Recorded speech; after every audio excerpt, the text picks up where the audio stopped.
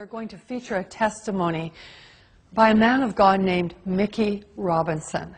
You're going to be absolutely amazed when you hear this story because he was in a plane crash that literally destroyed him. In fact, it killed him. And yet he's alive to tell the tale. Hold on to your seats right now and listen to this amazing, outstanding testimony of the goodness of God. I'd never met anybody who ever told me about anything personally knowing God or anything supernatural other than historically what I knew from stories from the Bible. Never met one person who told me they had a real relationship with Jesus. Never knew about the need to really come into a relationship with the Lord through Jesus. And I was busy getting it on. But you know, there's not enough excitement in the world to ever satisfy. You always gotta have more. And I like stuff that was edgy, you know, skiing, and I always liked aviation stuff. And so I started taking flying lessons. And I thought it'd be more fun jumping out of airplanes. So I became a sport parachutist, and that really got me. I mean, I became obsessed with skydiving. It really consumed my life. My existence revolved around that 30 to 60 seconds in free fall and that 5-minute parachute ride. Then I had to do it again. It's like like a drug, you know. It's it's good. Like an addiction. Oh, totally. And then all of a sudden, one night, all that was going to change. Shortly after takeoff, I don't really recall much because I was kind of dozing off, sitting next to the pilot, or actually sitting on the floor next to the pilot where we moved the seats in this new aircraft. And I was awakened by a sound unfamiliar to me. It was the sound of the motor going completely silent. Uh-oh. And the pilot turned to me and he slapped me. He says, "That's it, we're going down." So we just pitched forward and we plummeted straight down at over 100 miles an hour. And what was seen out of the cockpit, and this was told to me, I don't recall this, but we were going straight to the ground and we're headed right towards a gigantic oak tree. We did hit that tree going, like I said, over 100 miles an hour, and my face stopped my body going 100 miles an hour. So then the airplane cartwheeled on its wings and slammed into the ground. If you see pictures of the aircraft, it doesn't look like anybody could survive this. So there was obviously injury and confusion, and the two students got pushed out the doorway and by one of my friends who was a very experienced jumper. And the fourth man out saw me moving, and the pilot assumed we were leaving too. And just as he was going out, the plane went up in flames. And as he was running away, he heard screaming and realized I was trapped inside along with the pilot. And this brave man who was my friend and went back in the plane and saw me trying to escape where the wing had been torn loose from the airplane. But I was stuck, and something on my equipment or my clothing was caught, and I was soaked with fuel, and it was on fire from head to toe. Wow. And just like you see in movies, a person whose whole body was engulfed in flames. And this is where God did the first miracle. This man grabbed a hold of my parachute harness, and with his bare hands, tore that loose. It's 2,000 pounds tensile strength in each one of those straps. Wow. Pulled so hard he pulled his thumbs out of his sockets. Dragged me away from the plane and slapped the fire out. It kept reigniting, and he tried to go back for the pilot, and he couldn't. He was burned alive. Well, they rushed me off to the hospital. Obviously, it was horrible, and they rushed me off to the hospital and saw that I sustained very serious injuries. I had a brain injury.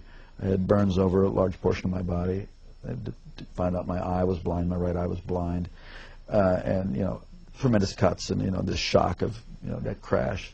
They told my family I was going to die. They told my sister to come that day because I wasn't going to be there in the afternoon. I had an experience I had never heard about. Never heard anything like this.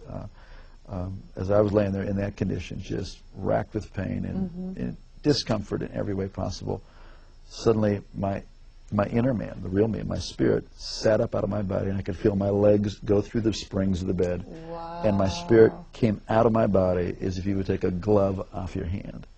And instantly, I was in a spiritual world. Instantaneously, I knew this was the real world. And this man that I was seeing was the real me.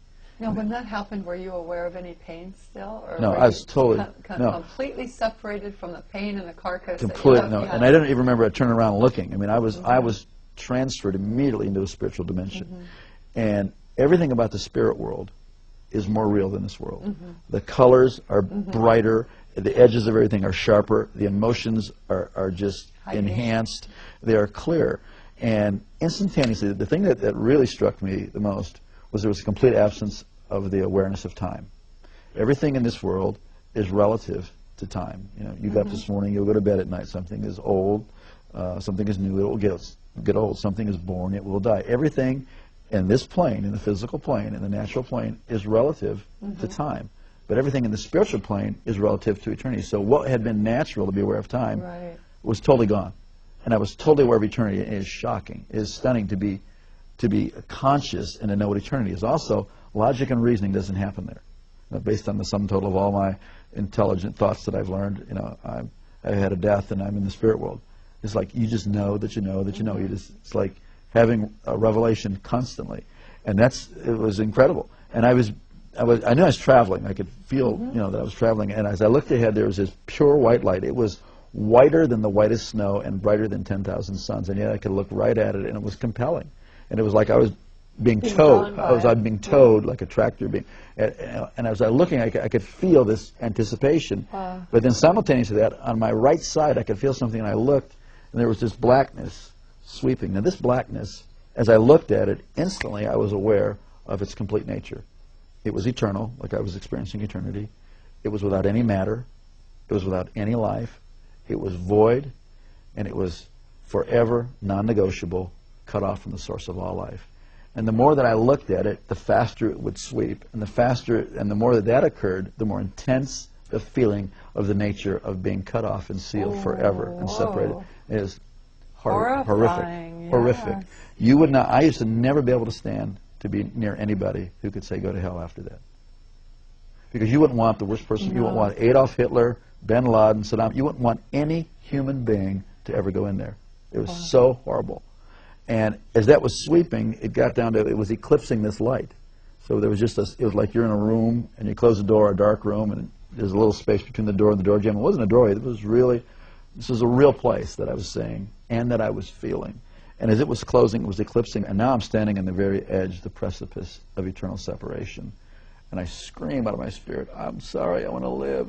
Give me another chance. And just before that was to close, I was standing in the presence of Almighty God. Whoa. And instantly I knew I would never die for eternity. And that's mercy. It's unbelievable. Wow. And instantly I knew that this being who was off on this side of me, who I didn't see, but I was standing in this river of golden radiation. It looked like a moving river of golden light.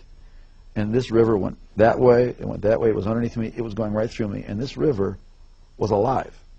I don't know how to describe it, except that this called the river of life. This river was alive, and it's going right through me, and I'm more alive than anybody can imagine. I mean, this is the height of the experience of life. It filled up with life, and somehow I knew this being was going to take care of me for eternity. I didn't see the New Jerusalem. I didn't see any angels in heaven. I didn't see any people who had gone before me. This was the max. So I was so filled with just the love and all of God's majesty, all of His authority, all of His love, everything was just flowing through me. I was like vibrating like a tuning fork, the very essence of God's nature. But when God spoke to me, and not in a language like you and I are talking now, but the knowledge of His purpose, the word of His purpose, came in through that same light. And I was taken back to the same way. I was like being reeled in like a kite, and I went down through space and time, this dimension. As my spirit settled into my body, and I could start to hear out of these ears and see out of this eye, I came to in the room materialized, kind of like they beam up on Star Trek, right. And I heard myself speaking in this beautiful language that I had never heard anybody talk about before. The heavenly language. Yeah, it was a beautiful language. And when my brain turned on, I thought, what in the heck is this other language? And I was no longer, the person who was dying and dead was no longer, and I was born again and filled with the Holy Ghost. I never heard about that. You know, for years I wondered, what was that blackness, and why did it sweep down to where it was just a sliver, like about a half-inch of white light? And years later, God revealed it to me. It was really a historical record of my life. That for all the years that I had lived, I was in darkness. And God gave me a space to cry out to Him. And in that space, it changed my future, my destiny, my whole purpose. God loved me the whole time. God was with me. But, you know, please, don't wait until you're that desperate. We're desperate right now, and He's with you, and you have a chance today to cry out to God. It's not complicated. It's not religious. I mean, certainly my prayer wasn't all that complicated, and it wasn't about religion. It was about I needed life, and there is no one of us before God that doesn't need the whole life that He has to offer. It's usually fear that keeps us from doing that. Or like we're afraid, well, I'm not good enough. That's the whole deal. We need God.